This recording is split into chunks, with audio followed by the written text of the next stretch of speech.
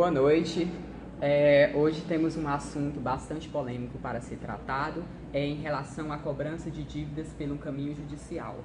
Muitas vezes acabamos percebendo que há várias hipóteses de penhora de bens, sendo praticadas pelo devedor, né, em razão, e é um tema bastante polêmico. Por que esse tema é polêmico? Porque nem tudo pode ser disponibilizado em um processo. Então, diante desse tema polêmico de hoje, iremos ter uma discussão. Entenda agora na reportagem de Herbert Machado. Boa noite, Cassiano e ouvintes da Rádio Jornet e telespectadores desse jornal. Em Paraíso do Tocantins aconteceu um fato meio que inusitado. Em Paraíso, uma grande área rural foi arrendada por uma família para o plantio de café, mas depois o local foi considerado inapto para o plantio daquela planta. Então a família desistiu daquele arrendamento e acabou atrasando algumas parcelas. Diante disto, após atrasar essas parcelas, houve então o pedido de penhora do imóvel. O caso, depois de muito tempo, chegou ao Supremo Tribunal de Justiça e reacendeu aquela velha polêmica. O terreno agora é fruto de uma dívida. Pode ser posto à venda para ressarcir os prejuízos daqueles que investiram naquele determinado terreno. Para o novo Código Civil, há exceções, e para o ministro do STJ, nenhum bem que seja considerado essencial para uma família pode ser objeto de negociação judicial. Mas no entendimento de alguns juízes, apesar da lei não permitir a penhora do bem familiar, a norma não pode ser interpretada ao pé da letra. Bom, pessoal, buscando um embasamento ainda melhor de alguém que entende realmente do caso, buscamos auxílio fora do nosso meio de comunicação. Convido então a minha amiga Carol, jurista e especialista no caso. Chega pra cá, Carol. Olá. Você pode falar um pouco mais pra gente sobre penhora, sobre o caso em questão? Pois não, a execução, ela vem para satisfazer a vontade do credor, porém ela tem que ser feita de forma menos onerosa. E uma das formas é permitir que ele continue recebendo seus salários. Perfeito. Muito obrigado, Carol. Acredito eu que ela explicou de forma correta e facilitou o entendimento dos caros telespectadores. Obrigado, Cassiano. Bom, pessoal, sabemos que Paraíso do Tocantins é uma cidade rara, onde constantemente acontecem fatos inusitados. E hoje não é diferente. Temos um novo caso sobre penhora. Fernanda, minha colega que está aqui ao lado, trava na justiça há 13 anos uma luta contra o Banco do Brasil. Na época, seu avô, Jacinto Leite, adquiriu uma carta de crédito, um financiamento de R$70 mil, visando comprar um caminhão. Hoje, com juros e atualizações monetárias, a dívida está mais de R$3 milhões. R$3 milhões. De 70 mil foi para R$3 milhões. Conclusão: 4 lotes da empresa de Fernanda foram penhorados. E aí, Fernanda, você acredita que foi justo a quantidade de juros que cobraram? Você está de acordo com o caso? Como é a situação? Não, Herbert, esse caso ele tramita na justiça realmente há 13 anos. Meu avô contraiu essa carta de crédito para aquisição de um caminhão que na época valia R$70 mil. Hoje, com juros e correções monetárias, eles nos cobram aproximadamente R$3 milhões. Não temos condições de satisfazer essa dívida. Foram penhorados nossos imóveis, inclusive foi penhorado indevidamente o imóvel onde fica a sede da empresa. Nossa, é muito triste. Eu fico triste com a sua situação, Fernanda. Espero que você consiga resolver isso na justiça. Torço muito por você e pelo seu avô. Muito obrigado, Fernanda. Bom, pessoal, agora vou passar o caso para o meu amigo Cassiano, lá no Projac, que está com 2 juristas e especialistas no caso. É com você, Cassiano. Bom, Herbert, obrigado pela sua participação aí. E voltando aqui aos nossos estúdios, estamos com o advogado Renato Felicíssimo e a advogada Micaele Gomes, que estará tirando algumas dúvidas a respeito do nosso tema de hoje. Boa noite, doutores. Boa noite. Boa noite. Bom, vamos detalhar mais um pouco a respeito da penhora.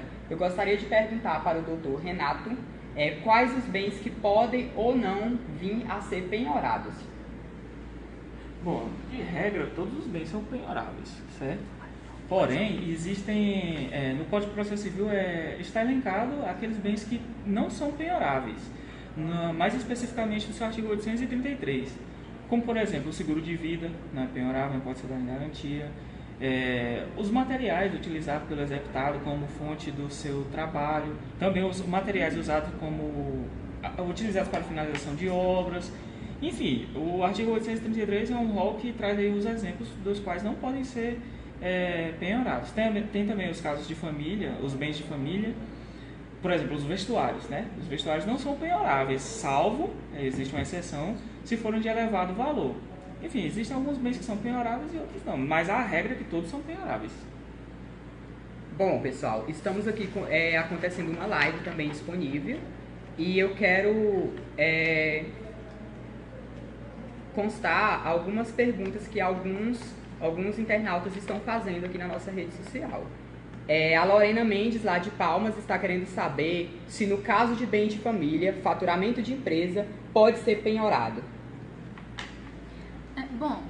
Os bens penhoráveis, eles estão elencados no artigo 835 do novo Código de Processo Penal, como já disse o doutor Renato, né? A princípio, todos os bens são penhoráveis, né? Mas daí vem um outro artigo que se opõe a esse, que é o artigo 833 do novo Código de Processo Civil também, que traz os bens impenhoráveis, né? Bom, e a renda mensal, ela pode vir a ser penhorada de alguma forma? Não, a renda mensal não. A renda mensal, o salário, também está incluído nesse artigo 833 do novo Código de Processo Penal, que são considerados bens impenhoráveis, né? Em casos de exceção que isso acontece, né? Quais são os bens que podem ser penhorados? Veículos, dinheiro, aviões, navios, dentre outros. Até bens de uma residência podem ser penhorados. Como, por exemplo, se uma pessoa tiver 3 televisões em casa, obviamente que uma TV não será penhorada, mas as demais poderão ser penhoradas, né? Então, cada caso é um caso, né? Tem que se analisar cada caso. Bom, chegou aqui pra gente mais uma pergunta que surgiu, né? É lá do Lucas Alves, de Nova Rosalândia, Tocantins. Ele quer saber se no caso em que há um único bem de família, se esse bem pode ser penhorado. Veja bem, em 1990 foi promulgada a Lei 8.009, que traz aí regras sobre a impenhorabilidade dos bens de família, correto? A família que tem um único bem e é de seu próprio uso, ele não pode ser penhorado. Mas veja bem, o juiz vai analisar caso a caso. Às vezes, dentro do imóvel, possui quadros valiosos que não são de uso, 2 TVs, uma pode ser penhorada, a outra não, que é do uso. 2 carros, 3 carros, digamos que uma é de uso próprio, tem que levar as crianças para a escola, o trabalho. Então, nesse caso, o juiz vai sempre verificar como que está sendo usado os bens naquela casa. Mas se a família possui um único bem, um único imóvel, ele não pode ser penhorado. Como que ele vai morar? Por exemplo, tem uma única casa. Onde ele vai morar se dar como garantia e ser executado? Não tem como. Então, sim, o juiz sempre tem que verificar caso a caso. Temos mais uma pergunta aqui, dessa vez é da Rose Moraes, de Barrolândia. A Rose, ela gostaria de saber se o imóvel pode ser penhorável para quitar uma dívida de pensão alimentícia. Bom, sim, ele pode ser penhorado, né? Porque é uma exceção da Lei 8.009. Contudo, o juiz que analisar o caso vai ter que verificar se essa penhora vai gerar uma alienação ou não vai prejudicar outros alimentandos. E a princípio, sim, deve haver a análise do caso, né, em concreto. Bom, surgiu uma nova pergunta aqui. Dessa vez é lá da internauta Maria Santos, de Santana do Araguaia, Pará. Bom, ela está querendo saber se a pessoa não tiver nenhum bem que possa ser penhorado, como que fica o pagamento da dívida, doutora Micaele? Bom, de início devem ser esgotados todos os meios e possibilidades para se penhorar, né? Porque o importante é garantir que o credor ele receba. E a lei ela estabelece formas para que ele possa receber esse crédito.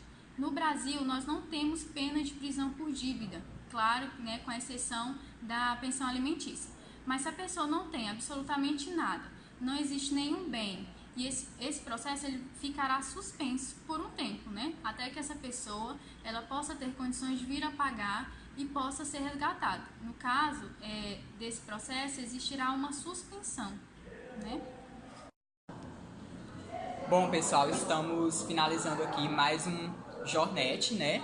E eu gostaria de agradecer a participação dos advogados Renato Felicíssimo e doutora Micaele também. Nós que agradecemos. Obrigada.